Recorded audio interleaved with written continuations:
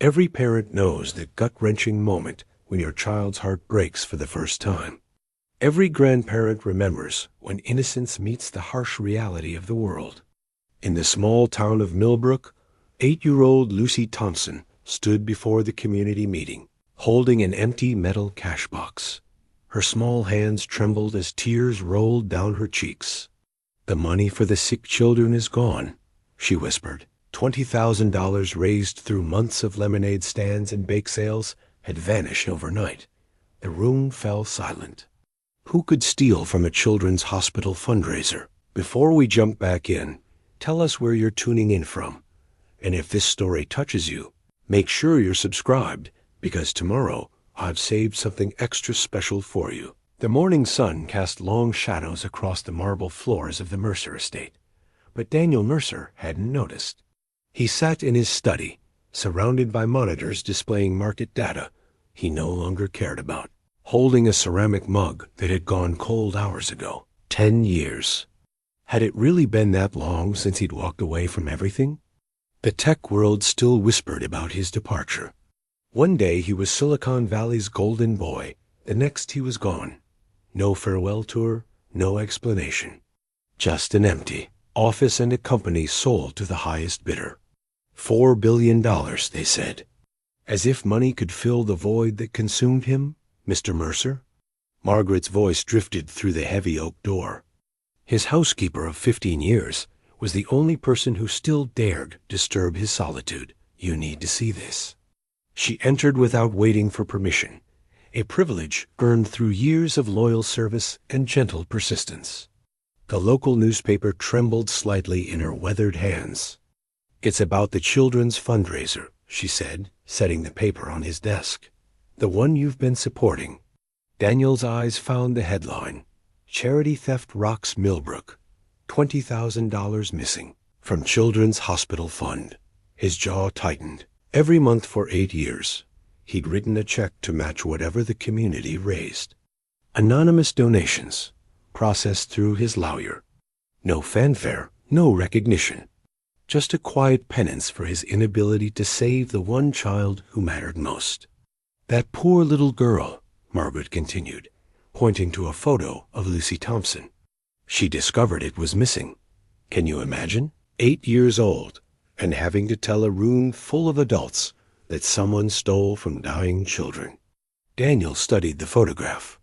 Lucy's tear-stained face stared back at him, and for a moment he saw another face. Another little girl who had believed. The world was good and fair until disease taught her otherwise. "Thank you, Margaret," he said, his voice rough with disuse. She hesitated at the door. "Will you be having dinner tonight?" "I'm not sure." It was their ritual. She asked, he deflected, and life continued in its predictable pattern. But today felt different. Today, a little girl's tears had penetrated the walls he built around his heart. After Margaret left, Daniel walked to the window, overlooking the gardens his daughter had loved. Emma would have been 18 now. College-bound, probably arguing with him about her major, rolling her eyes at his protective instincts. Instead, her memory lived in the roses she'd helped plant, in the swing, set that hadn't moved in a decade, in the silence that filled rooms meant for laughter. The newspaper lay open on his desk. $20,000. It wasn't about the money. He could write a check for 10 times that amount without blinking. It was about trust violated, hope stolen, innocence shattered. His phone buzzed. James, his lawyer, checking in as he did every Tuesday. "I saw the news," James said without preamble, "about the fundraiser, and I know you're going to want to write another check. Make it all go away." Daniel's fingers drummed against the windowsill. "What if I don't want it to go?" A pause. A pause. "Daniel, you haven't left that house for anything besides Emma's memorial in 3 years. Maybe it's time that changed. What are you thinking?" Daniel turned from the window, decision crystallizing. "I'm thinking someone needs to find out who stole that money and why. The police will file a report and move on. This is Millbrook, not Manhattan." They don't have the resources for a complex financial investigation. But you do. I have more than resources, James. I have time, and I have a reason. After ending the call, Daniel climbed the stairs to Emma's room. He'd preserved it exactly as she'd left it, down to the medical charts on her wall, where she'd tracked her own treatment with the determination of a tiny scientist. She'd made him promise to help other sick children if she couldn't get better. I've been hiding long enough, haven't I, baby girl? He whispered to the empty room. Tomorrow, he would drive into town. Tomorrow, he would find out who had stolen from children who needed hope more than anything. Tomorrow, he would keep his promise. Tonight, he would remember why he'd made it. Ruth Thompson's kitchen table had seen 40 years of Millbrook's financial secrets. Tax returns, business proposals, wedding budgets, and funeral expenses all had crossed its worn oak surface under her careful scrutiny. Now, at 73, she sat at that same table with a different kind of puzzle. "Grandma, you're doing that thing with your pencil again," Lucy said, perched on a phone book to reach her morning cereal. Ruth glanced down. Sure enough, she'd been tapping her pencil in the rhythm she always used when numbers didn't add up. 3 taps, pause, 3 taps. Her husband used to joke it was Morse code for something's fishy. "Just thinking, sweetheart," Ruth said, returning to the ledger spread before her. Not an official ledger, she'd kept her own records of the fundraiser. Since its inception, 8 years ago. Call it professional habit or healthy paranoia. But Ruth Thompson didn't trust financial matters to memory alone. About the stolen money? About the timing. Ruth adjusted her reading glasses. See here? Every deposit was made on Tuesday morning, regular as clockwork, except last week's. Maybe Mr. Harrison was sick, Lucy suggested, naming the bank manager, who handled the fundraiser account. Maybe. But Ruth's pencil kept tapping. The bell above Millie's diner chimed as Ruth pushed through the door an hour later, Lucy's hand firmly in hers. Half of Millbrook's population seemed to have the same idea. The theft was all anyone could talk about. "Ruth, over here." Gladys Hennessy waved from a corner booth. "Have you heard? They're saying it might have been someone from out of town." "Are they now?" Ruth slid into the booth, settling Lucy beside her with a coloring book. "And who exactly is they?" "Well," Mayor Hartwell said, "the mayor says a lot of things." Ruth flagged down the waitress. "Coffee, black, and chocolate milk." "For my assistant here." Lucy beamed at the title. The diner buzzed with theories. Gang members from the city, drifters passing through. Everyone had a culprit in mind, as long as that culprit wasn't anyone they knew.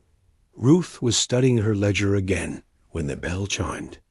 Conversation stuttered to a halt as Daniel Mercer walked in. She recognized him immediately, though they'd never met. Millbrook was small enough that a reclusive millionaire couldn't stay completely invisible, especially one who'd moved here 12 years ago with a sick daughter and left the cemetery with a broken heart. He stood uncertainly in the doorway, clearly overwhelmed by the sudden attention. Ruth watched him almost bolt before Margaret, his housekeeper, appeared behind him and gently nudged him forward. "Table for one," he told the hostess.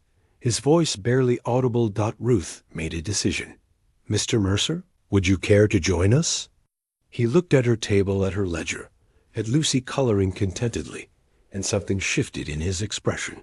"I wouldn't want to intrude." "Nonsense." "Lucy, scoot over and make room for Mr. Mercer." Lucy looked up, studied Daniel with the frank curiosity of childhood, and moved her crayons. "Are you the man who lives in the big house with all the roses?" "Yes," Daniel said, sliding into the booth with obvious discomfort. "My mom says you're sad because your little girl went to heaven." "Lucy," Ruth admonished, but Daniel held up a hand. "It's all right. Yes, she did. Her name was Emma." "That's a pretty name. Want to color? I have extra crayons." Daniel accepted a green crayon with hands that Ruth noticed trembled slightly. "Thank you. Now then," Ruth said, giving him a moment to compose himself, "I imagine you're here about the theft." His head snapped up. "How did you? Margaret's been coming here for 15 years. She mentions things. Like how someone matches every donation we raise. Anonymous-like." Ruth's eyes twinkled.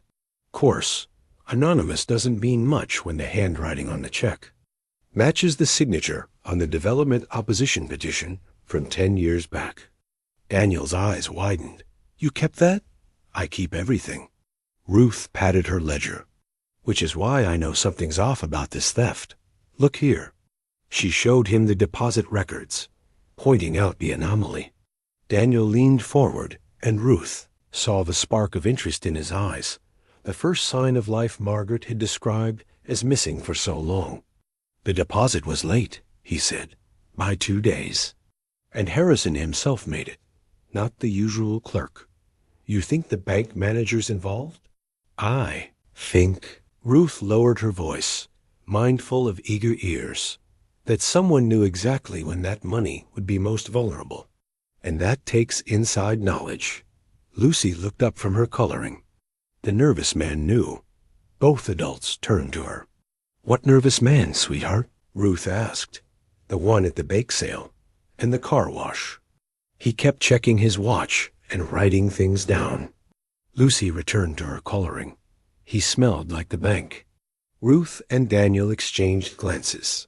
"Out of the mouths of babes," Daniel murmured. "Indeed." Ruth closed her ledger with purpose. "Mr. Mercer, I believe it's time we paid a visit to First National Bank of Millbrook." The First National Bank of Millbrook stood on Main Street like a brick monument to fiscal responsibility. Built in 1892, it had weathered depressions, recessions, and more than one attempted robbery. But it had never faced an investigation quite like this one. "I still think we should have called ahead," Daniel said, adjusting his tie nervously. 3 years of self-imposed exile had left his social skills rusty. "Element of surprise," Ruth replied, marching up the granite steps with Lucy skipping beside her. "Besides, Harold Harrison hasn't returned my calls for 2 days." "That's not like him." The bank's interior hadn't changed since Ruth's bookkeeping days: marble floors, oak teller windows, and a hushed atmosphere that made even whispers seem sacrilegious. Lucy's sneakers squeaked with each step. "May I help you?" The receptionist, a young woman Ruth didn't recognize, looked up from her computer. "We're here to see Mr. Harrison," Ruth announced. "Tell him Ruth Thompson needs a word." "I'm sorry, but Mr. Harrison is in a meeting." "No, he's not." Lucy pointed through the glass partition. "He's right there, drinking coffee and looking at his computer." The receptionist flushed. "I mean, he's not taking visitors." "He'll take us." Ruth was already moving toward Harrison's office, her 30 years of bookkeeping for half the town's businesses serving as an all-access pass. Harold Harrison looked up as they entered, his coffee mug freezing halfway to his lips. Ruth noticed 3 things immediately: the dark circles under his eyes, the tremor in his hands, and the way his gaze darted to Lucy before sliding away. "Ruth, I wasn't expecting." "Obviously." She settled into a chair without invitation. "Harold, you know Daniel Mercer." "And of course, my granddaughter Lucy." "The one who found the empty cash box," Harrison said, attempting a smile that didn't reach his eyes. "Terrible thing. Just terrible." Lucy had wandered to the window, but Ruth noticed she was listening intently while pretending to watch the street below. Smart girl. She'd make a fine accountant someday. "We need to discuss the fundraiser deposits," Ruth said, opening her ledger. "The police have all that information. The police have what you gave them. I have questions about what you didn't." Daniel leaned forward. "Why was last week's deposit late?" Harrison's coffee mug rattled against his desk. "I don't know what you mean." "Tuesday morning, regular as clockwork for 8 years," Ruth said.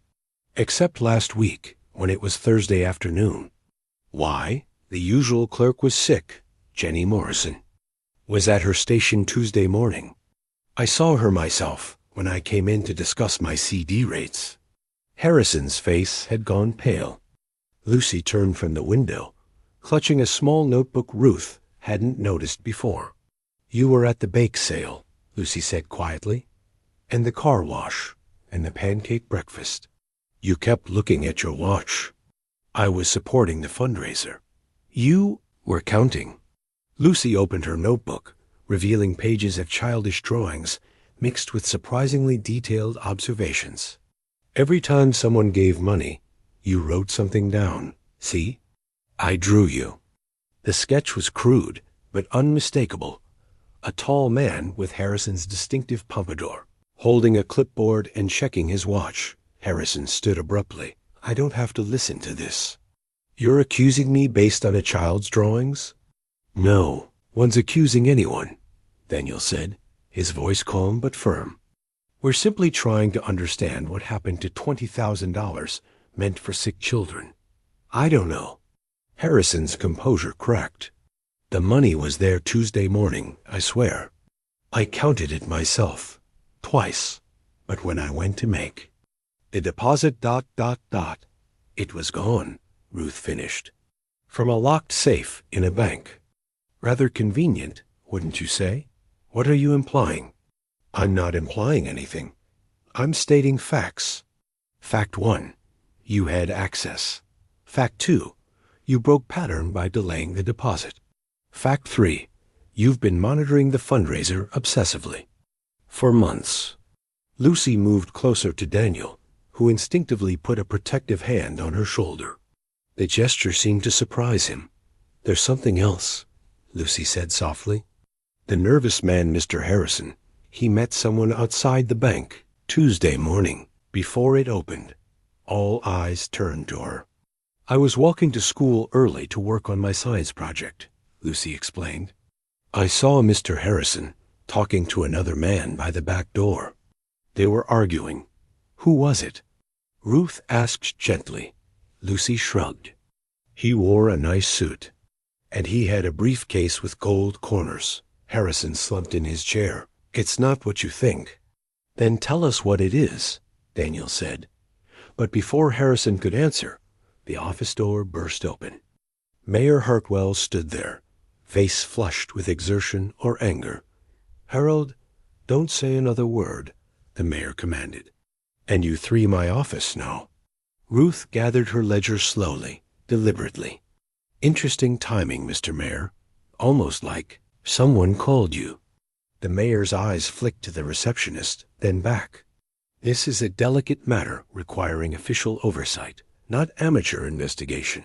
Amateur?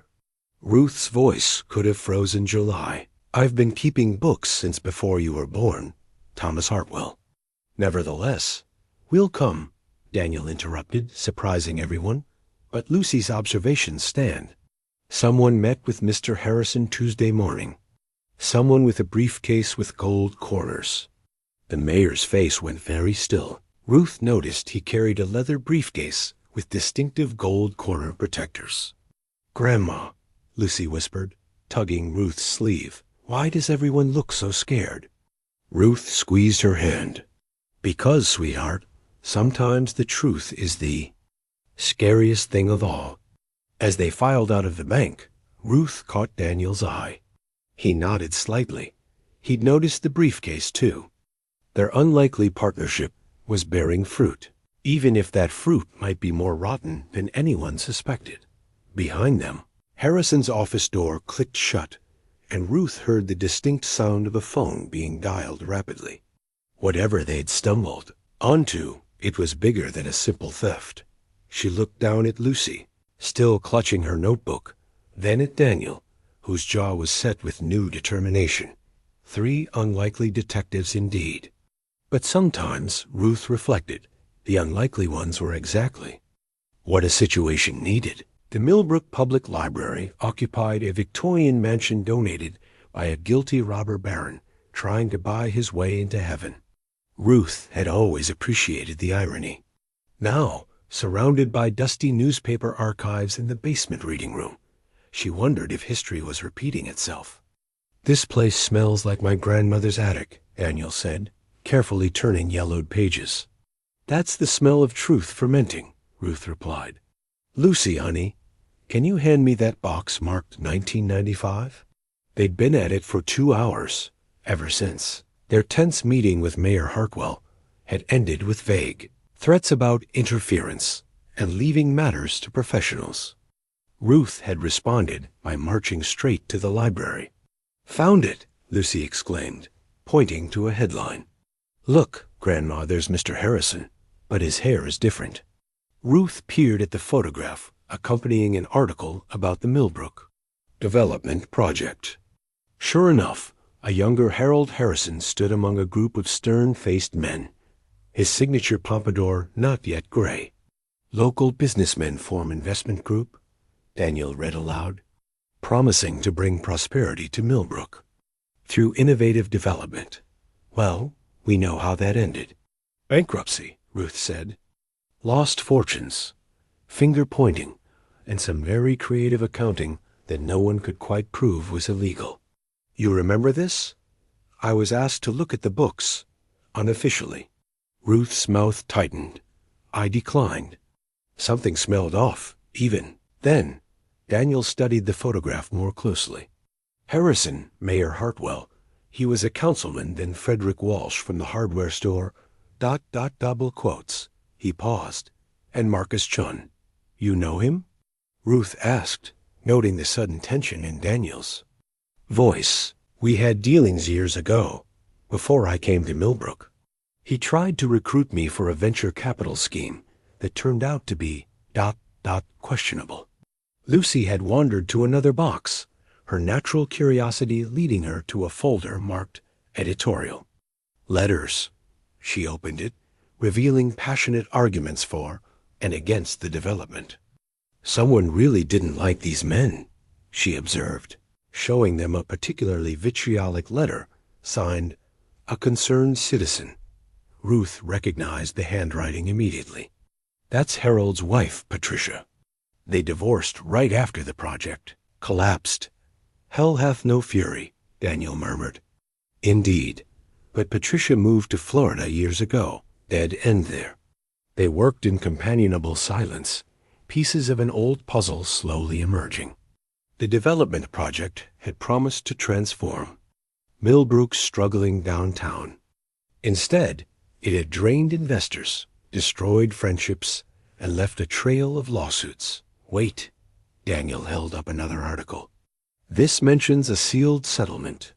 Parties agree to confidential terms regarding outstanding debts." Sealed by who? Judge Raymond Hartwell, the mayor's father. Ruth felt the pieces clicking together. So we have a failed development, sealed records, and the same players still in positions of power 20 years later. "Mr. Mercer?"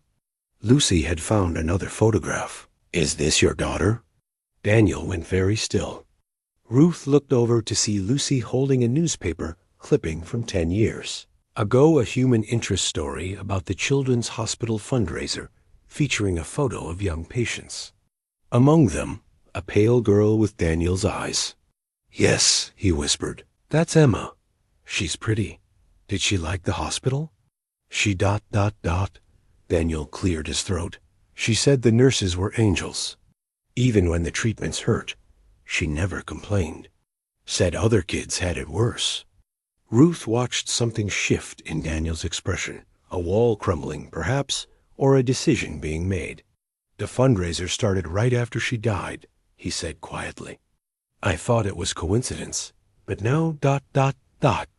A loud crash from upstairs interrupted him. Footsteps pounded overhead, followed by shouting. "Stay here," Daniel commanded, moving toward the stairs with surprising authority. But Ruth was already shepherding Lucy behind the reference desk. "Like hell we will." They crept up the stairs together, Daniel leading despite Ruth's protests. The main floor was in chaos, books scattered, the librarian pressed against the wall by a man in a ski mask. "Where is it?" the intruder demanded. "The old woman came here. Where did she put it?" Ruth realized with a chill that he meant her ledger, tucked safely in her bag downstairs. Daniel moved before she could stop him. 10 years of grief might have softened his body, but muscle memory remained. The intruder went down hard, ski mask sliding off to reveal ... double quotes, Tommy Walsh. Ruth gasped. Frederick Walsh's son, who worked at his father's hardware store. Tommy scrambled to his feet and ran, Daniel letting him go in favor of checking on the terrified librarian. "We need to leave," Daniel said urgently. Now they gathered their materials. Quickly, Ruth's mind racing. Someone had sent Tommy Walsh to find her ledger. Someone who knew she'd been investigating. Someone desperate enough to attempt robbery in broad daylight. As they hurried to Daniel's car, Lucy clutched her notebook tightly. "Grandma, why did that man want your ledger?" "Because it proves something someone doesn't want proven," Ruth said. "Like what?" Daniel answered, his voice grim. "Like maybe the fundraiser theft isn't the first money to go missing in Millbrook. And maybe the same people are responsible for both." That night, Ruth's house felt less like a sanctuary and more like a target. She'd sent Lucy to stay with her mother, despite the child's protests. Daniel had insisted on parking outside, standing guard like some grieving sentinel. At midnight, she heard glass breaking. The back door burst open, but Ruth was ready. 30 years of widowhood had taught her self-reliance. The baseball bat connected solidly with the intruder's shoulder. Daniel appeared moments later, having heard the commotion. Together, they subdued the would-be thief, another hired thug, this one smart enough to stay masked. "This is escalating," Daniel said after the police left with their suspect. "They're getting desperate." "Good," Ruth replied, sweeping up broken glass with steady hands. "Desperate people make mistakes. They also do desperate things. Maybe you should..." "Should what? Run? Hide?" "I've lived in this town for 73 years, Mr. Mercer. I've buried a husband here, raised a family here. I'll be damned if I'll be driven out by thieves and cowards." Daniel studied her in the kitchen light. "You're remarkable, you know that?" "I'm angry," Ruth corrected. "There's a difference." "Maybe, but anger without courage is just noise. You have both." They sat at her kitchen table, the same one that had seen so many secrets, and spread out their findings. Somewhere in these old articles and faded photographs lay the connection between a failed development project and a stolen children's fund. "Tomorrow, we follow the money properly," Ruth said. "Every trail leaves tracks if you know where to look." "And if they come again?" Ruth patted the baseball bat leaning against her chair. "Then they'll learn what 3 generations of Millbrook women already know. We protect what's ours." Daniel smiled, the first genuine smile she'd seen from him.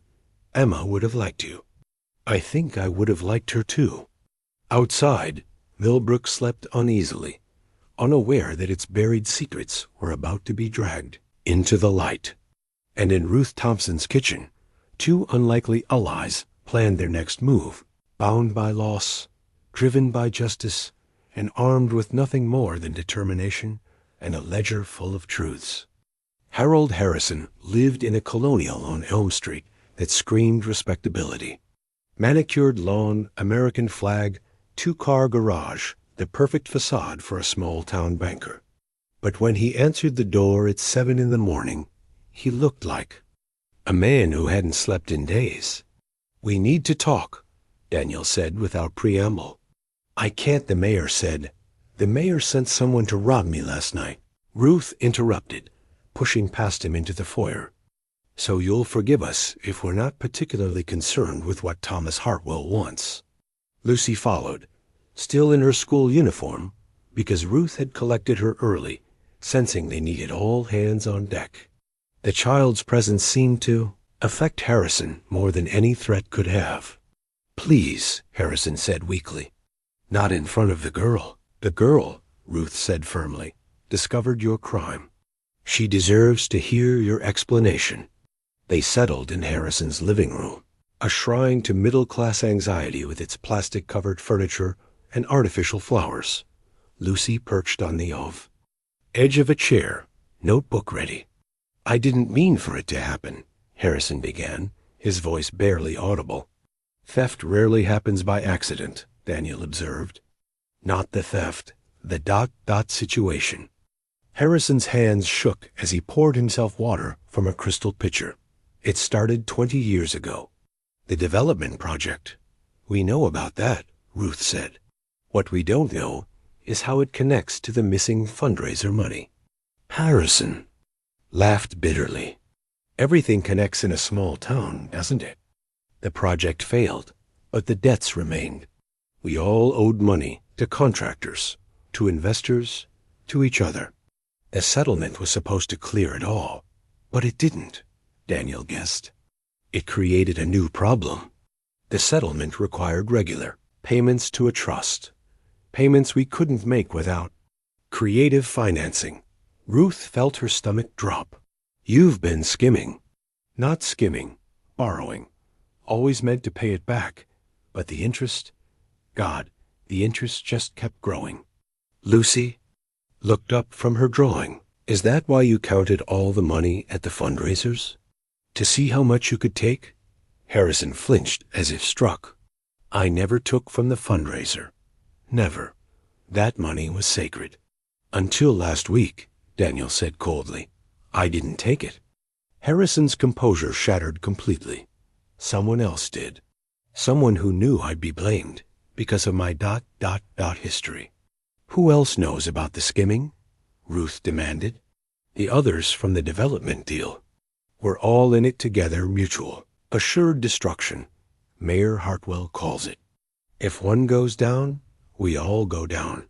"So someone decided to break the pact," Daniel mused. "Take the fundraiser money and let you take the fall." "But I can prove I didn't take it." Harrison fumbled for his briefcase, pulling out a manila folder. "Look, deposit slips, security footage timestamps. I was at the bank all Tuesday morning, in meetings. I couldn't have taken the money." Ruth examined the documents. The timestamps checked out. Harrison had alibis for every relevant moment. Then who? A knock at the door interrupted her. Harrison went even paler, if possible. "That'll be them," he whispered. "They know you're here." "Who's them?" Daniel asked, but Harrison was already moving toward the back of the house. The front door opened without waiting for an answer. Mayor Hartwell entered, followed by Frederick Walsh and two other men Ruth recognized from the old newspaper photos. "Well, well," the mayor said, his politicians, smile sharp as glass. "The whole investigative team. How convenient." "We were just leaving," Daniel said, standing protectively near Lucy. "Oh, I don't think so. You see, we have a problem. Harold here has been telling tales out of school." "The truth isn't a tale," Ruth said. "The truth?" Walsh laughed. "The truth is that Harold Harrison has been embezzling for years. The truth is that he finally got greedy enough to take the fundraiser money. The truth is that we've prepared a full confession for him to sign." "I won't do it," Harrison said from the doorway, but his voice lacked conviction. "You will," the mayor said calmly, "because the alternative is that we reveal everything. Your debts, your affairs, that unfortunate incident with the Peterson account 5 years ago." Lucy had been quiet throughout the confrontation, but now she stood up, notebook in hand. "You're lying." All eyes turned to her. "Mr. Harrison is scared, and maybe he did bad things," Lucy continued with the clarity only children possess. "But he didn't take the fundraiser money. He loves the hospital too much. His daughter was sick there when she was little. I heard him tell the nurses." Harrison's eyes filled with tears. "She lived," he whispered. "Thanks to that hospital, my Sarah lived." "Touching," Walsh sneered. "But irrelevant. Is it?" Daniel stepped forward, and Ruth saw the businessman he'd once been sharp, dangerous when cornered. "Because I think a jury would find it very relevant. Just as they'd find it relevant that you're attempting to coerce a confession." just as they'd find it relevant that you sent Tommy to steal evidence. You can't prove. Your son left fingerprints all over my kitchen, Ruth interrupted. And the ski mask he dropped has hardware store fibers on it. Amazing what modern forensics can do. The room fell silent. Lucy moved closer to Ruth, sensing the tension ratcheting higher. Finally, the mayor spoke. What do you want? The truth, Daniel said simply. All of it. Who took the money, why, and where it is now. And if we refuse? Ruth smiled grimly. Then I take my ledger, my 40 years of financial records for this town, and I have a very public conversation with the state attorney general. I'm sure they'd be fascinated by the creative financing you've all been practicing. You wouldn't dare try me. The standoff stretched until Walsh broke. It was Chun, Marcus Chun. He came back last month, said he needed his share of the old trust to pay off some debts. When we couldn't produce it, because we've been borrowing against it for 20 years, he decided to take it himself. From the fundraiser? Daniel's voice was ice. He knew Harrison would be blamed. Perfect fall guy. He took the money Tuesday morning, using his old access codes. We never changed them after he left town. Where is it now? Ruth demanded. The mayor's. Silence was answer enough. Chung was long gone, and with him, the $20,000 meant for sick children. But there's insurance, Harrison said suddenly. The bank has insurance for theft. If I file the claim, admit what really happened, ... you'll go to prison, Walsh pointed out. Maybe, but the hospital will get its money. Lucy walked over to Harrison and took his hand.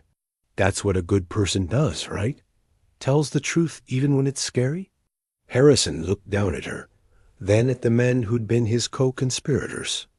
For 2 decades. Yes, he said firmly. That's exactly what a good person does. The house of cards was collapsing.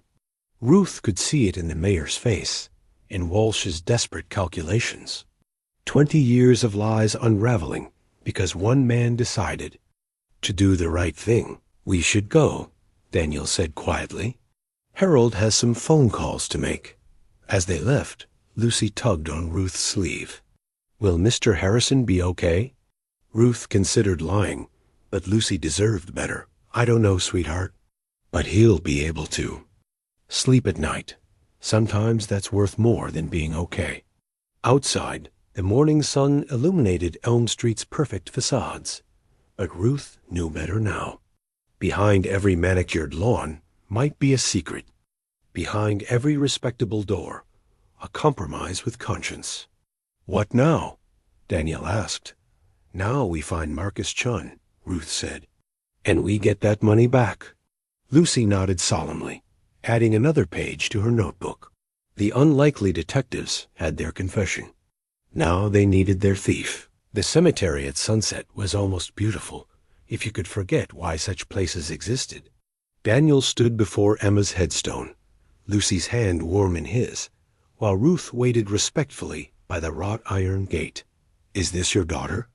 Lucy asked, softly reading the inscription. Emma Grace Mercer, beloved daughter, 2005 to 2015. Yes. The word came out rougher than intended. Lucy studied the fresh flowers' pink roses, Emma's favorite. My grandma says talking to people who went to heaven helps us feel better. Do you talk to her? Every day. What do you tell her? Daniel closed, his eyes seeing Emma as she'd been not the pale ghost of her final days, but the vibrant child who'd raced through these very cemetery grounds, playing hide-and-seek among the headstones, scandalizing the groundskeeper. I tell her I'm sorry, he admitted. For what? How to explain survivor's guilt to an 8-year-old. How to describe the weight of waking up each morning when your child couldn't. For not saving her, he said finally. Lucy squeezed his hand. Mom says sometimes people get sick and doctors can't fix them. It's nobody's fault, just sad. Your mom sounds wise. She cries sometimes about my dad. He went to heaven too, before I was born. But she says crying is okay as long as you don't. Stop living. Daniel looked down at this remarkable child who dragged him from his self-imposed exile. Is that why you work so hard on the fundraiser? For your dad? For all the sick people? But yeah, partly for him. Lucy traced Emma's name on the stone. What was she like? A dam broke. For the first time in years, Daniel found himself talking about Emma as she'd lived, not just as she died. She was brilliant, scary smart, actually. At 7, she was reading medical journals, trying to understand her own treatment. The oncologist said she asked better questions than most med students. Like me with my notebook? Exactly like that. She documented everything, every symptom, every treatment, every small victory. Said if she couldn't get better, at least her data might help someone else. They walked among the graves as Daniel talked, Ruth joining them silently.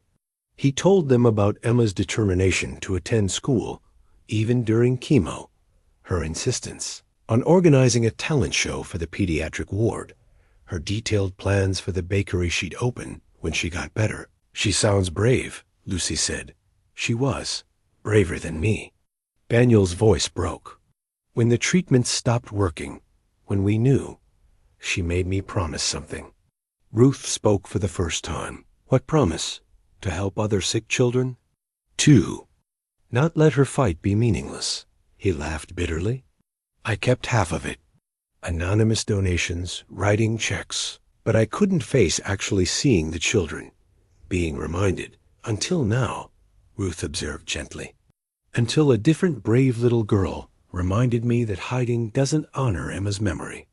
They'd reached a bench near the cemetery's center. Daniel sat heavily, suddenly exhausted by the weight of confession. Is that why you really came back?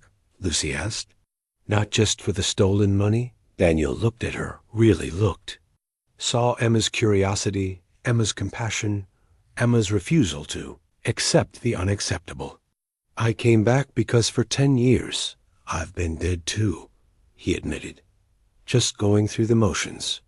When I saw your picture in the paper, heard about what you did, it was like Emma was shaking me awake.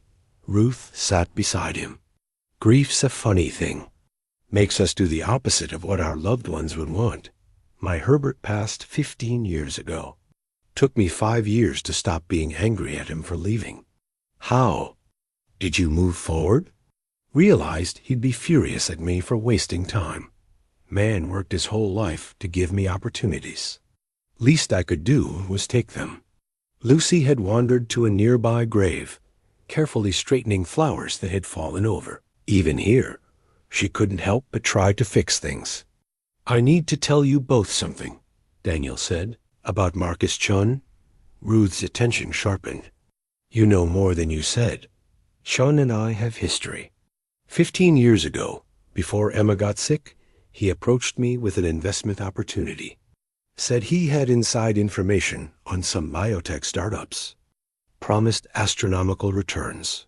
But I did my due diligence. The companies were shells, the research fabricated.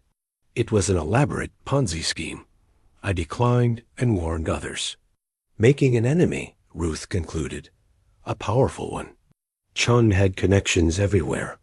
When Emma got sick, when we needed experimental treatments not covered by insurance, those connections suddenly dried up. Doors that should have opened stayed closed.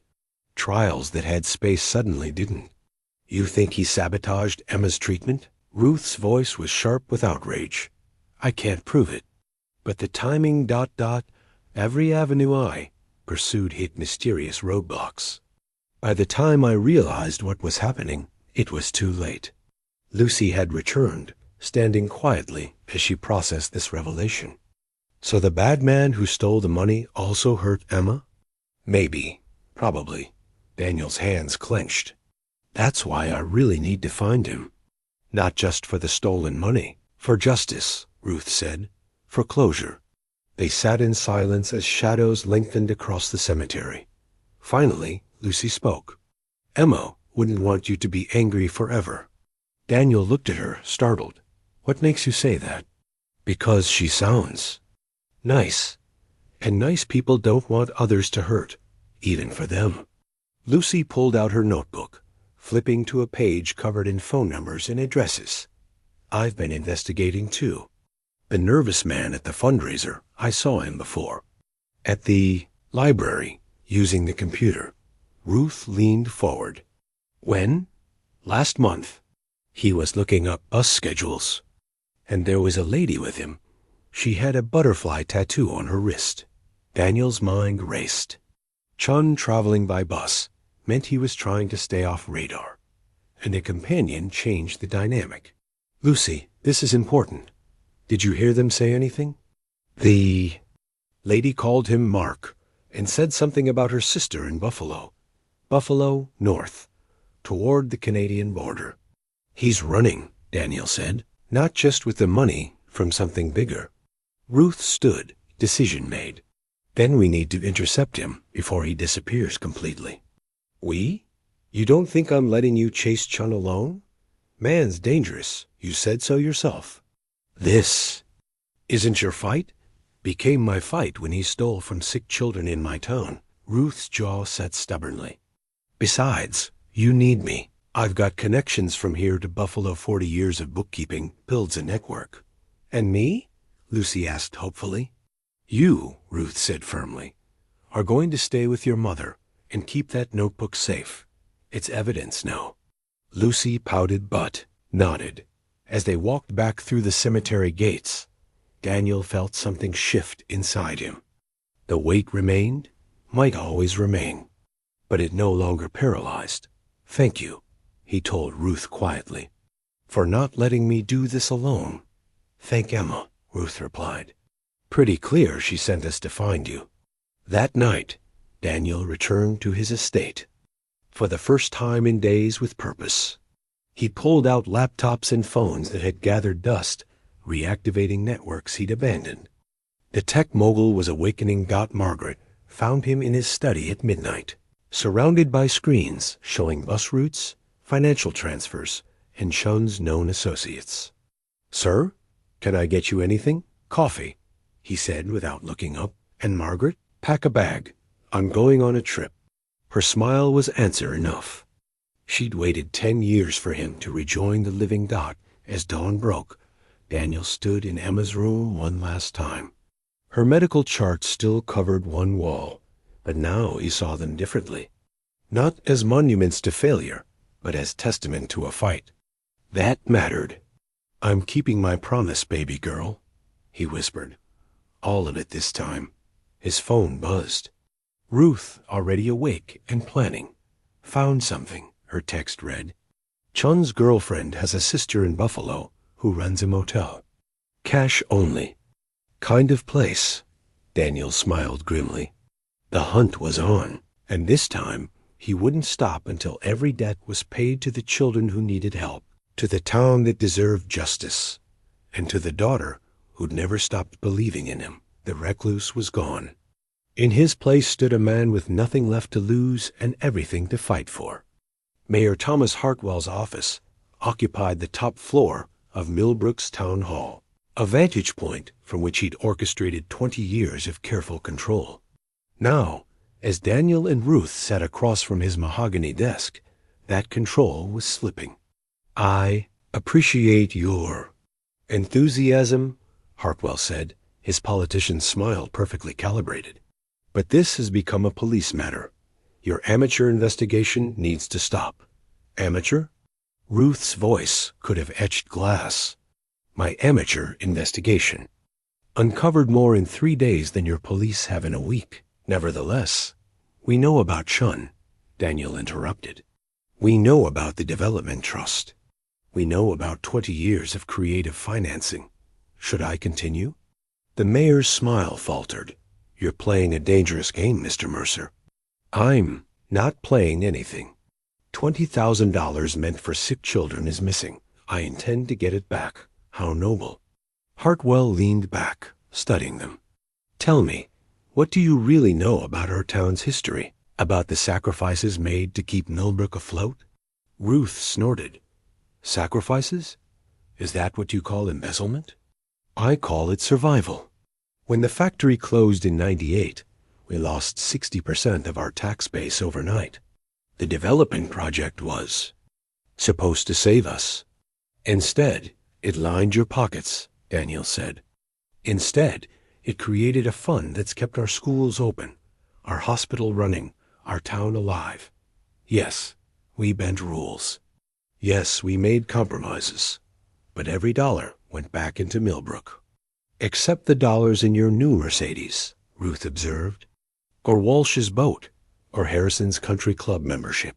Modest compensation for 2 decades of managing a complex financial arrangement that benefited everyone. Until Chun decided he wanted his share, Daniel said. The mayor's jaw tightened. Marcus Chun is no longer your concern. He became my concern when he stole fundraiser money. He's been my concern since he possibly sabotaged my daughter's treatment. Out of spite. That got Hartwell's attention.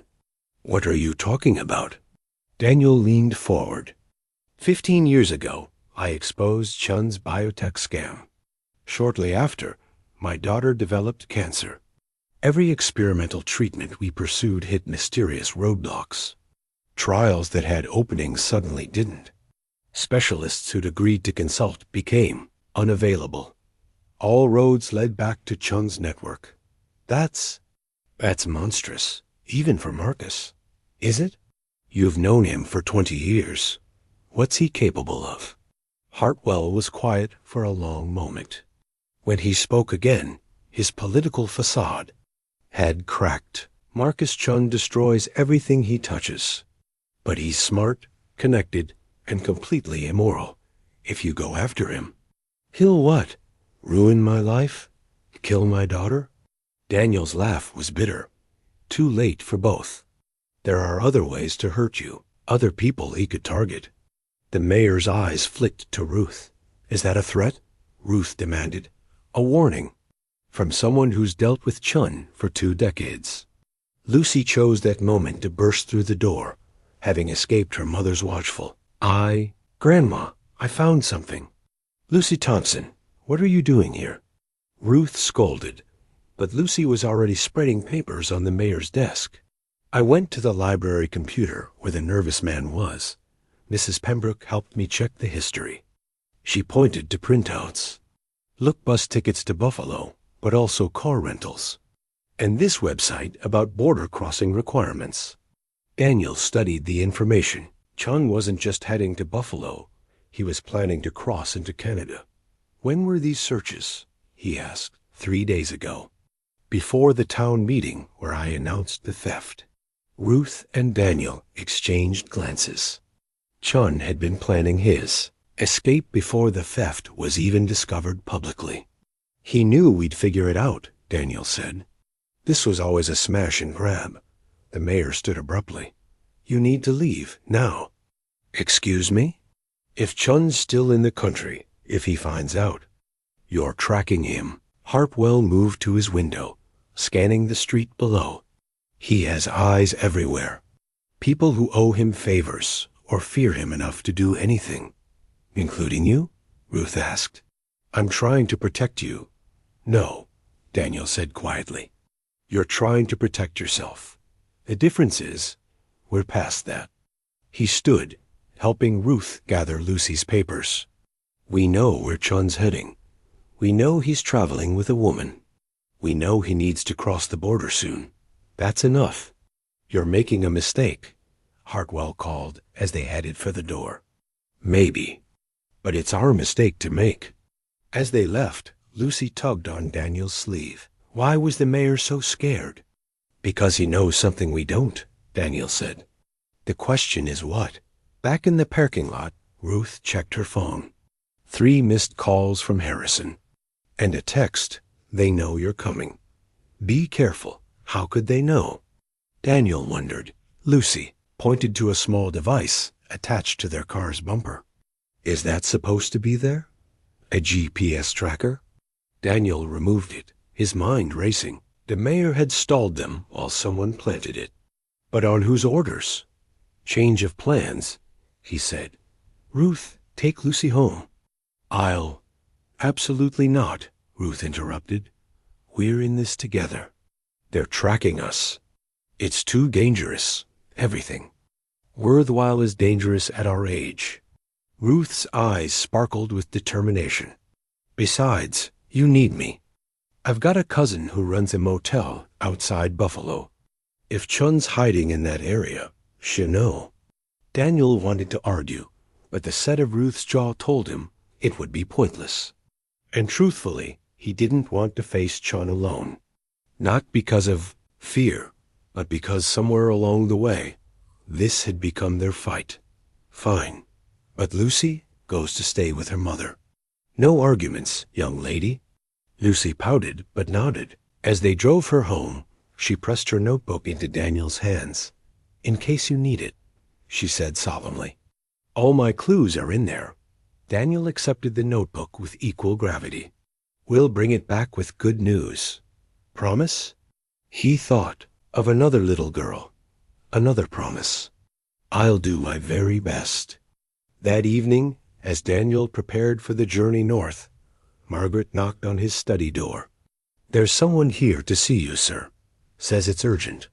Patricia Harrison stood in his foyer, looking older than her years, but with eyes that burned with purpose. "Harold's ex-wife," she introduced herself. "We need to talk about Marcus Chun and about what really happened 20 years ago." Daniel led her to his study, sensing that the game had just changed again.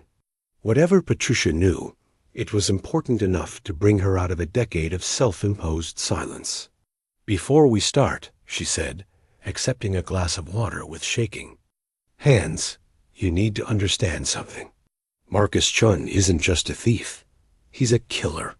And if you're going after him, you need to know exactly who you're hunting." The room seemed to grow colder. Outside, storm clouds gathered over Millbrook, as if nature itself sensed the coming confrontation. "Tell me everything," Daniel said and Patricia Harrison began to speak, unraveling 20 years of secrets with every word. A digital clock on Daniel's laptop showed 11:47 p.m. In 12 hours, Marcus Chun would cross into Canada with $20,000 meant for dying children. Patricia Harrison's revelation had changed everything. Chun wasn't just a thief, but a man who'd killed before to protect his secrets. The accident that killed Tommy Walsh's older brother, Patricia had said, it wasn't an accident. He'd discovered Chun was skimming from the development project. Chun made it look like driving. Now Daniel sat in Ruth's kitchen, laptops and phones spread across the sacred table, racing against time. Ruth worked her own phone, calling in favors from 40 years of bookkeeping. "My cousin Marie says there's been an Asian man and a younger woman at the Pinnyview Motel," Ruth reported. "Paid cash for 3 nights. They're in room 12. Daniel's fingers flew across his keyboard. "I've got something too. Chun's been using a shell company to move money. Small transfers to avoid detection, but they all route through a Buffalo bank. Can you freeze them? Not legally, but I can track them." He pulled up another screen. "He's planning to wire the stolen money once he crosses the border. The transfer is scheduled for noon tomorrow." Ruth checked her notes. "Buffalo is 3 hours away. If we leave now, we'll get there by dawn." Daniel is already packing his equipment, but Patricia warned us. Chun's dangerous when cornered. Good thing we're not cornering him. We're outmaneuvering him. Daniel looked up at this remarkable woman who'd become his unlikely partner. "You sure about this?" "It's not too late to call." "The FBI. With what evidence?" "Harrison's confession implicates half the town leadership. By the time the feds sort through the mess, Chun will be sipping Mai Tais in Toronto." She was right. They had one shot at this. "I need to make some calls," Daniel said. "Wake up some old contacts." While he worked, Ruth made her own preparations. She packed a bag with the efficiency of someone who'd learned to be ready for anything. Her husband's old service revolver went in her purse unloaded, but Chun wouldn't know that by 1 a.m. They were ready. Daniel had traced Chun's digital footprints, identified his escape route, and even found the fake identity he planned to use. Ruth had mobilized a network of allies between Millbrook and Buffalo motel owners, gas station attendants, fellow bookkeepers, who understood the importance of catching someone who stole from children. Margaret stood in the doorway as they prepared to leave. "Sir, I've taken the liberty of preparing some provisions. Sandwiches, coffee, and—" She handed him a small wrapped package. "Emma's lucky compass. She'd want you to have it." Daniel's throat tightened as he recognized the brass compass Emma had carried during her treatments. Her true north, she'd called it. "Thank you, Margaret. Bring that money home, sir. For all the children who need it." The drive north was surreal. Ruth navigated while Daniel worked his phones, calling in favors from his tech days. Slowly, a net began to form around Chun. "Got him," Daniel announced as they passed Syracuse. Chun's girlfriend used her credit card at a drugstore. Security footage shows them both. They're driving a blue sedan. License plate starts with J47. Ruth smiled grimly. "My network's been busy too. 3 different people reported seeing that car. They're definitely heading for the Rainbow Bridge crossing. They'll cross at dawn. When shift changes create confusion," Daniel predicted. "We need to intercept them before that." Ruth's phone buzzed. Lucy, who should have been asleep, had sent a text. "The butterfly lady is Chun's girlfriend. I remembered she was at the bank last month asking about international wire transfers." "That child," Ruth muttered, but with pride. "She's connected dots we missed." Daniel felt a surge of affection for the little girl who'd started this journey. "She's remarkable, like someone else I knew." They drove in companionable silence for a while, the highway empty except for long-haul truckers. Around 3 a.m., Ruth spoke again. "Can I ask you something? Why anonymous donations all these years? Why not engage with the community?" Daniel considered. "Fear, I suppose. Fear that seeing other sick children would break me completely. Fear that I'd fail them like I failed Emma." "You didn't fail her. I couldn't save her."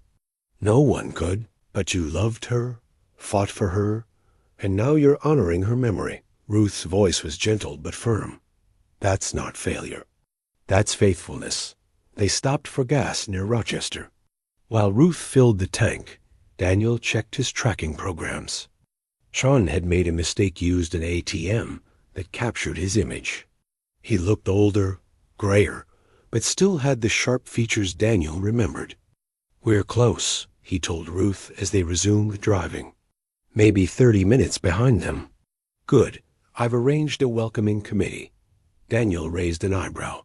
"My cousin Marie's husband is a retired state trooper. Still has friends on the force. They can't officially intervene, but they can certainly have car trouble at strategic locations." Daniel laughed, surprising himself. "Remind me never to get on your bad side. Too late. You're already family." The word hung between them, unexpected but right. Somewhere between Lucy's tears and this midnight chase, they'd become more than allies. Dawn was breaking as they reached Buffalo's outskirts. Daniel's phone showed Chun's car just miles ahead, approaching the bridge plaza. "There," Ruth pointed. "Blue sedan, right lane." Daniel's heart raced. After everything, the investigation, the revelations, the 3-hour chase, Chun was right there. "What's the plan?" Ruth asked. "We box him in before the bridge, force him to stop. Then we improvise," Ruth finished. "Story of my life." They accelerated, closing the gap. Chun must have spotted them because his car suddenly swerved, trying to reach an exit. "Oh no, you don't," Ruth muttered, displaying surprising skill as she maneuvered to block him. What followed was less car chase and more chess match. Every move Chun made, they countered. Ruth's network had done its job. Strategic traffic jams appeared at every escape route. Finally, trapped between their car and a conveniently stalled pickup truck, driven by Marie's husband, Chun's sedan. Stopped. Daniel was out before Ruth fully parked, adrenaline overcoming caution. Chun emerged from his car, looking haggard but still dangerous. Mercer, Chun spat. Should have known you'd interfere. Just like with the biotech deal. Where's the money, Marcus? Safe, and it'll stay that way unless nothing? Ruth had joined them, Herbert's revolver visible in her hand. You're going to return every cent, now. Chun's girlfriend, butterfly woman, cowered in the passenger seat.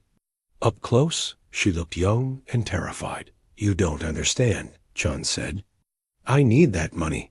I owe people. Dangerous people. Not our problem, Daniel said coldly. You stole from dying children. From my daughter's legacy. Something shifted in Chun's expression. Your daughter. I heard she passed. I'm sorry. No, you're not. You blocked her treatments out of spite. I what? No. Chun looked genuinely shocked. I may be many things, but I'd never harm a child. Those roadblocks, that wasn't me. Daniel faltered. Chun was many things, but he'd never been a good liar. Then who? A police siren interrupted. Not Ruth's arranged allies, but real cops responding to the traffic disturbance. Chun made a desperate break for his car. Daniel didn't think.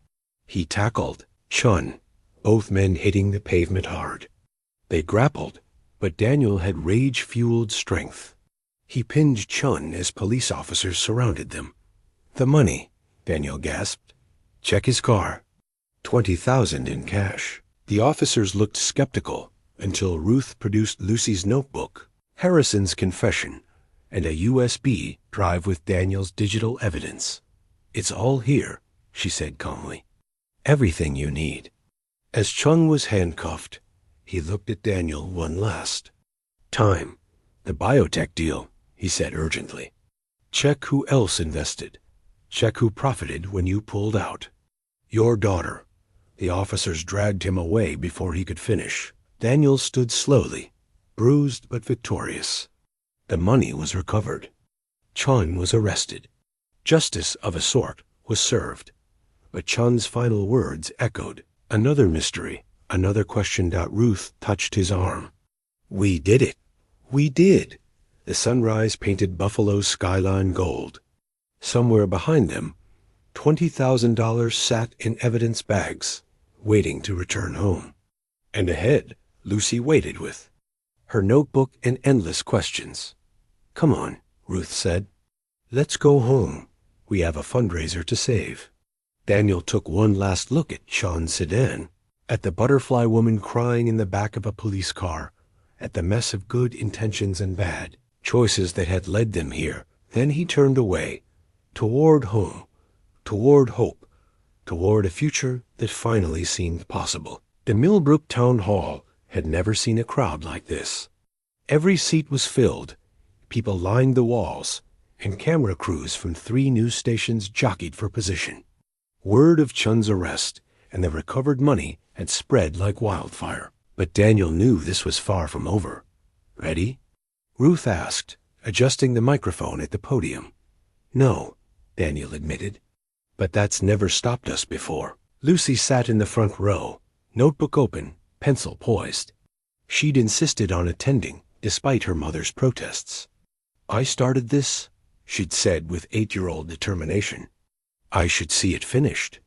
Mayor Hartwell gavelled the special session to order, his face a mask of political calculation. He knew the walls were closing in, but hadn't given up hope of escape. Citizens of Millbrook, he began, we're here to address the unfortunate incident regarding the fundraiser. Theft, Ruth interrupted from the podium. The word is theft, Thomas. And it's just the beginning.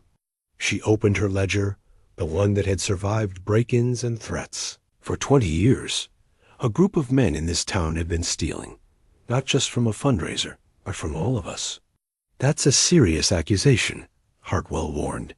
It's not an accusation. It's a fact. Daniel stepped forward, connecting his laptop to the projection system. I've spent the last 48 hours tracing financial records. The development trust that was supposed to save Millbrook, it became a private slush fund. The screen filled with bank statements, wire transfers, shell company registrations. Gasps rippled through the crowd as people recognized names, amounts, dates. "This is illegally obtained evidence," Frederick Walsh shouted from his seat. "Actually," a new voice said from the back, "it's not." Everyone turned as FBI. Special Agent Sarah Kim walked down the aisle, credentials visible. "Mr. Mercer contacted us yesterday. Everything he's found has been verified through proper channels." Daniel felt a moment of satisfaction. His 3 a.m. call to an old friend in cybersecurity had paid off. Furthermore, Agent Kim continued, Harold Harrison has agreed to cooperate fully in exchange for reduced charges. He's provided 20 years of documentation. "Harold, you fool," Walsh muttered. "No," Harrison said, standing shakily. "I'm finally doing what I should have done years ago." He looked at Lucy. What this brave little girl showed me was possible, telling the truth. Lucy beamed, and Daniel saw Emma in that smile. The courage of children to shame the cowardice of adults. "But there's more," Ruth said, returning attention to the podium. "The theft from the fundraiser wasn't random. It was meant to cover up a larger crime." She clicked to the next slide: property deeds, zoning changes, construction contracts. "The old factory grounds," someone in the crowd exclaimed. "They're building luxury condos." "We're building," Daniel corrected. The land was purchased using embezzled funds from the development trust. Every permit was obtained through bribes. "The entire project is built on fraud." Mayor Hartwell stood abruptly. "This is a witch hunt. You have no proof. We have Chun." Daniel said simply, "And he's talking." It wasn't entirely true. Chun was still being processed, but Hartwell didn't know that. The mayor's face went pale. "More importantly," Ruth added, "we have this." She produced a small digital recorder. Lucy's eyes widened in recognition. She'd seen her grandmother plant it in the mayor's office days ago. The recording was damning. Hartwell discussing the cover-up, ordering the break-ins, planning to frame Harrison. But most shocking was a casual mention of the Mercer problem from 10 years ago. Daniel's blood ran cold. "What Mercer problem?" Ruth paused the recording. "There's more, but I think you should hear it privately first." "No," Daniel said firmly. "No more secrets. Play it." Ruth looked uncertain, but pressed play. Hartwell's voice filled the room. ... Should have known Mercer wouldn't stay away forever. Just like 10 years ago with the clinical trials. Good thing Marcus had those connections at the hospital. Delayed things just long enough. ... The room erupted. Daniel stood frozen as the implications hit him. It hadn't been Chun who blocked Emma's treatments. It had been Hartwell using Chun's connections. "You," Daniel's voice was deadly quiet. "You kept my daughter from treatments that might have saved her." Hartwell backed away. "It wasn't personal. You were investigating the trust, getting too close. We needed you distracted." Daniel lunged. It took 3 men to hold him back. Ruth's voice in his ear, the only thing keeping him from murder. "Not like this," she whispered urgently. "Emma wouldn't want this. Lucy's watching." Through his rage, Daniel saw Lucy's frightened face. Slowly, painfully, he forced himself to relax. "You're right," he said to Ruth, then louder to the room. "Justice. Legal justice. That's what Emma would want." Agent Kim stepped forward. "Thomas, Hartwell, Frederick Walsh, you're under arrest for embezzlement, conspiracy, and fraud. Additional charges pending." As the FBI led them away, Hartwell made one last attempt. "This town will collapse without us." "We were keeping it afloat."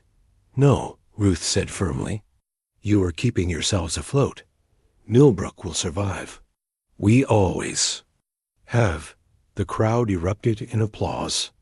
People who'd suspected but never dared speak out finally felt vindicated. Daniel sank into a chair, emotionally drained. Lucy appeared at his side, notebook in hand. "Are you okay, Mr. Mercer?" "I don't know." he answered honestly. My grandma says the truth hurts sometimes, but lies hurt worse. She showed him her latest drawing, 3 figures standing together, labeled the detectives. Daniel managed to smile. Your grandma's right, as usual. Ruth joined them as the crowd began to disperse. There's something else. Good news this time. She handed him a bank statement. The recovered $20,000 had been deposited back into the fundraiser account. But the balance was wrong too high. Anonymous donations had been pouring in all day, Ruth explained. People inspired by Lucy's courage, by your determination. We've raised over 100,000. Daniel stared at the numbers. Emma would have loved this. She would have loved you fighting for it, Ruth corrected. Not just writing checks, but actually fighting. That evening, Millbrook began to heal. The FBI investigation would continue. For months, unraveling 2 decades of corruption. But the immediate crisis was over. Daniel stood in the town square, watching families celebrate the fundraiser's salvation. Lucy raced around with other children, her notebook temporarily forgotten, in favor of Tag. What now? Ruth asked, joining him on a bench. Chun mentioned something during the arrest, about the biotech deal, about who profited when I pulled out. Daniel's jaw tightened. I think Hartwell was just middle management. There's someone higher up the chain. Another mystery? Another chance for justice. He looked at Ruth. But not tonight. Tonight we celebrate. Ruth smiled. Herbert always said the best investigations end where they began, with community. As if summoned by her words, Lucy ran over, breathless and happy. Mr. Mercer, Mom says you can come to dinner if you want. We're having spaghetti. Daniel looked at this little girl who'd changed his life, at her grandmother who'd become his dearest friend, at the town that was somehow home again. I'd love to, he said. The fundraiser banner stretched across Main Street, whole again.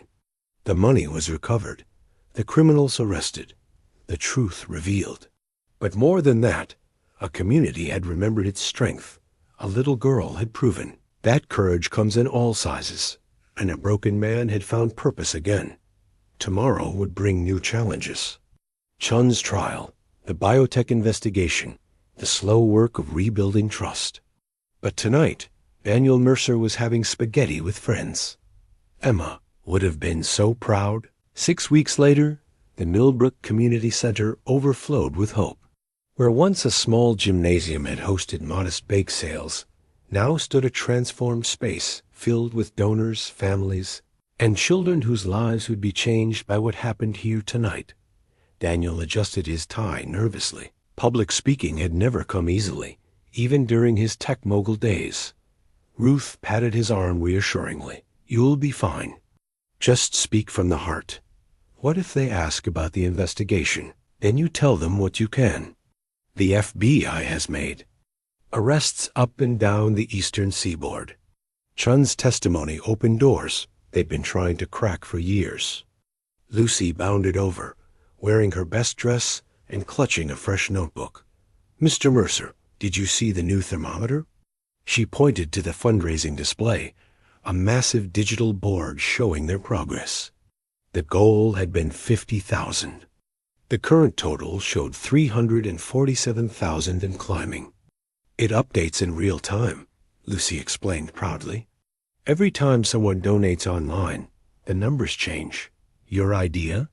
Daniel asked, though he knew the answer. Grandma helped with the technical stuff.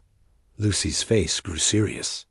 Are you really going to match all of it? Every penny. That's almost $700,000 total. And we'd better make sure it's spent wisely. The evening's program began with Harold Harrison, free on bail, but facing certain prison time, taking the stage. The crowd grew quiet, uncertain how to receive him. I stand before you as a cautionary tale, he began, voice steady despite visible trembling. For 20 years, I convinced myself that small compromises were acceptable, that borrowing from one fund to pay another wasn't really stealing. That keeping quiet about larger crimes made me less culpable. He paused, finding Lucy in the audience. It took an 8-year-old girl to show me what real courage looks like. I cannot undo my crimes, but I can try to make amends.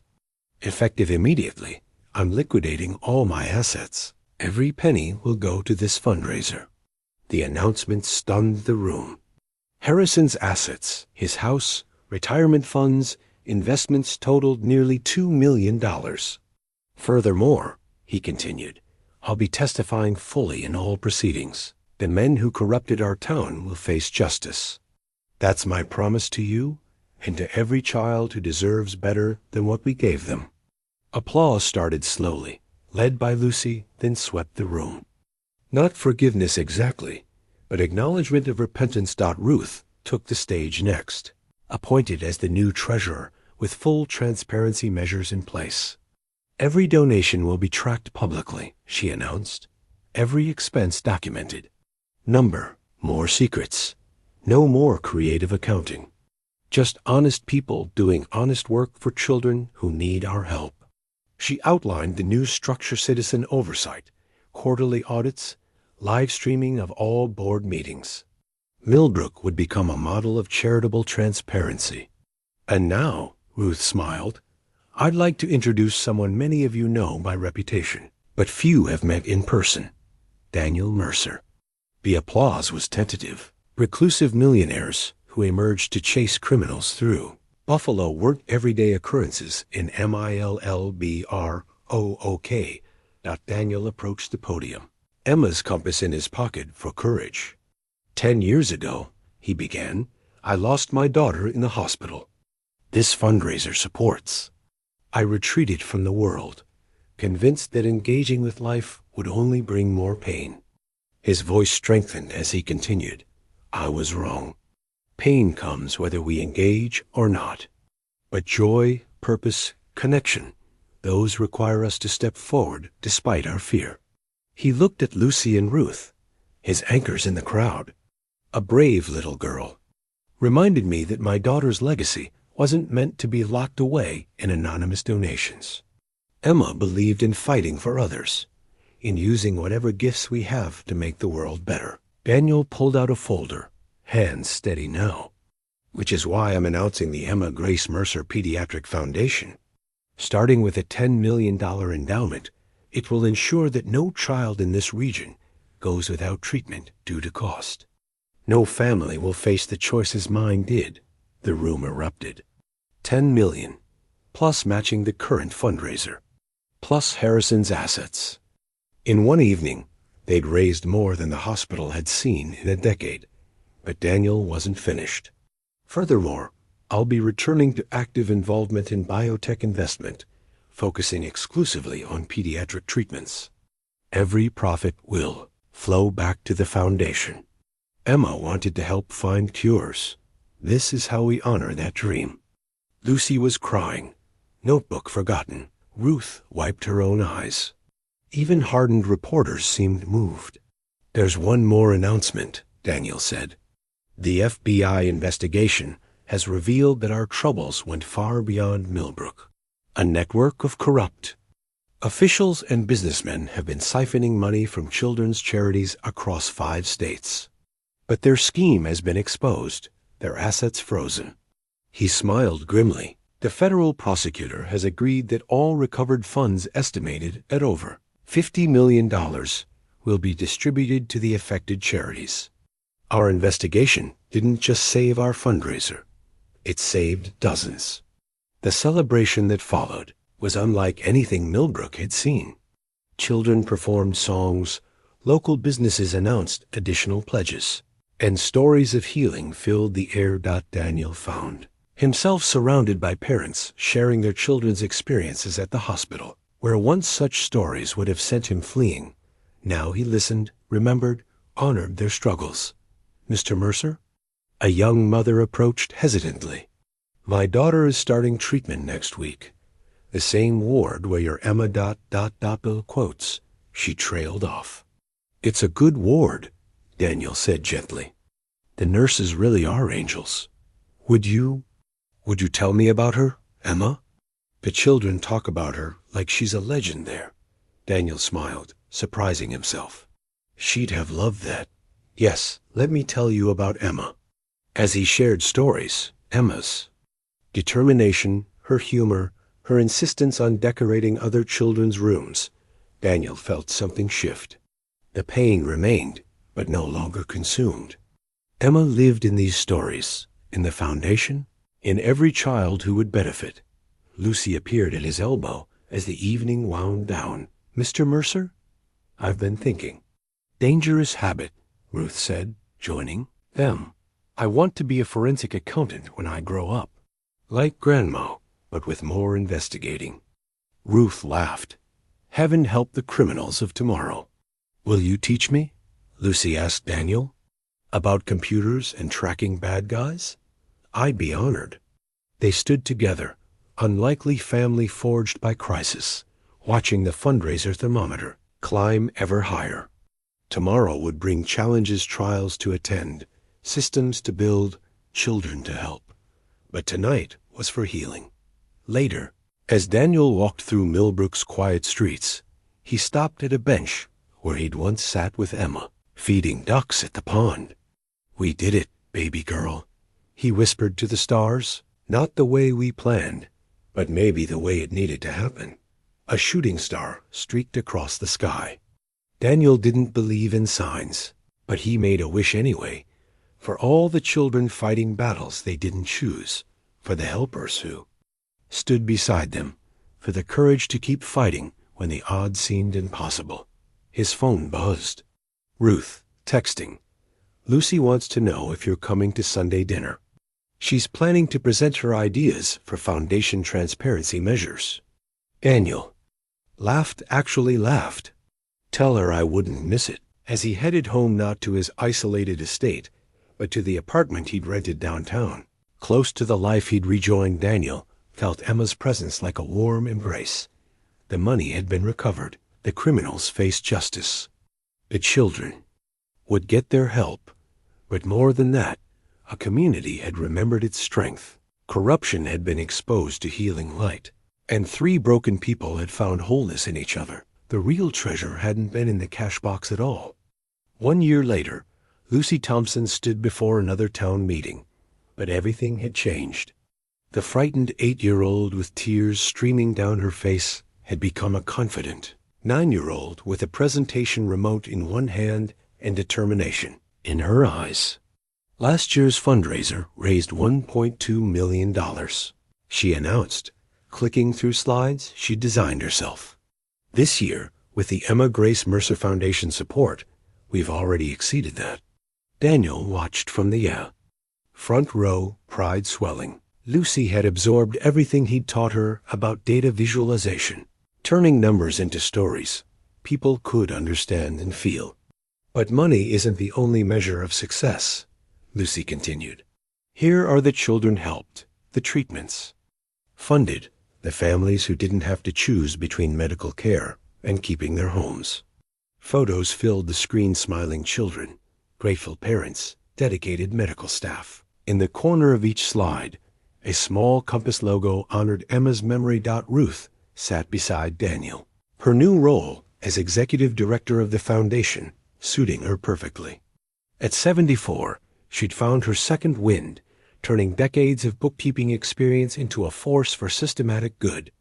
She's got your teaching style, Ruth whispered to Daniel, but my flair for the dramatic. A dangerous combination, Daniel agreed. The meeting was about more than fundraising updates. Today, Millbrook would officially dedicate its new pediatric care transportation service, a fleet of vehicles ensuring no child missed treatment due to distance or cost. Mayor Sarah Chun, no relation to Marcus, had won a special election after Hartwell's arrest. Young, idealistic, and fiercely transparent, she represented Millbrook's fresh start. Before our dedication, Mayor Chun announced, I want to recognize someone whose courage started this journey of renewal. Lucy Thompson, would you join me? Lucy walked to the podium with the same quiet bravery she'd shown a year ago. The mayor presented her with a medal, Millbrook's first Young Citizen Award. for reminding us that integrity has no age limit, the mayor read. And that one voice speaking, truth can change everything.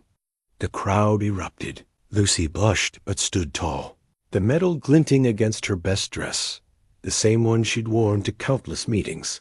Now a bit short at the hem dot after the ceremony, the crowd moved outside for the vehicle dedication. 5 specially equipped vans, each named for a child who'd fought cancer at the hospital. The lead van bore a familiar name, Emma's Compass. Daniel had to turn away, overwhelmed. Ruth's hand found his shoulder.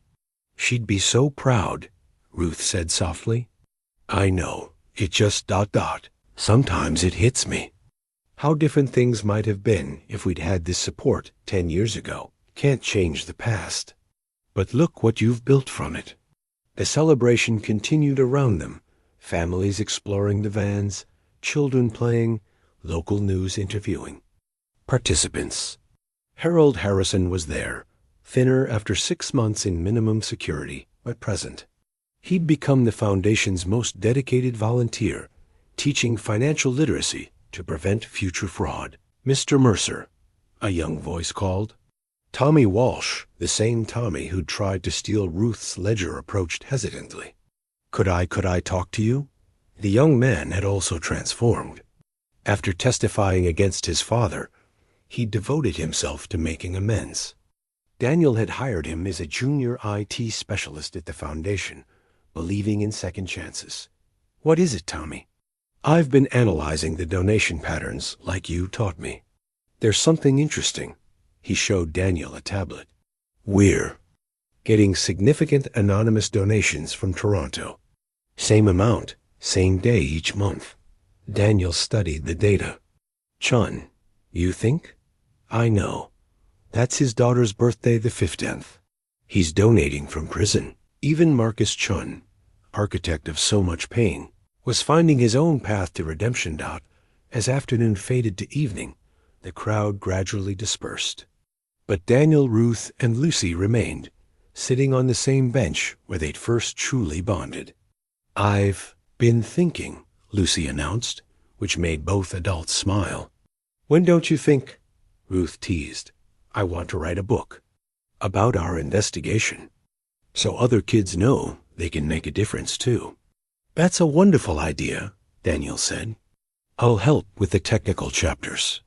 And I'll make sure you don't reveal all our trade secrets," Ruth added. They sat in comfortable silence, watching the sun set over a town reborn. The corruption was gone, replaced by systems of accountability. The fundraiser had become a model replicated nationwide. Children who might have suffered now had hope. "Can I tell you a secret?" Lucy asked suddenly. "Always," Daniel said. "Sometimes I dream about Emma. We're friends, playing in a garden full of butterflies. She says thank you for taking care of her dad." Daniel's throat tightened. "What do you tell her?" "That her dad takes care of us too. And that we're a family now, even if it's not the regular kind."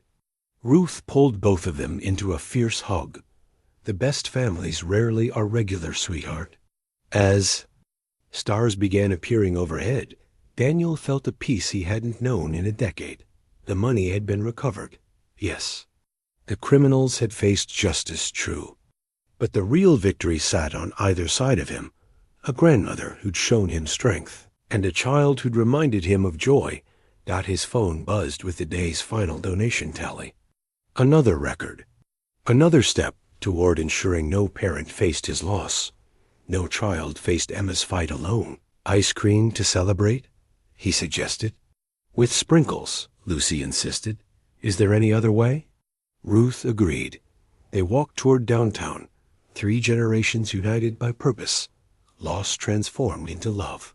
Behind them, the Emma's Compass band sat, ready for morning, when it would carry hope to children who needed it most. The cashbox that had started empty now overflowed, not just with money, but with community, courage, and connection. Lucy's small voice had become a chorus. Daniel's isolation had become involvement. Ruth's wisdom had found new purpose.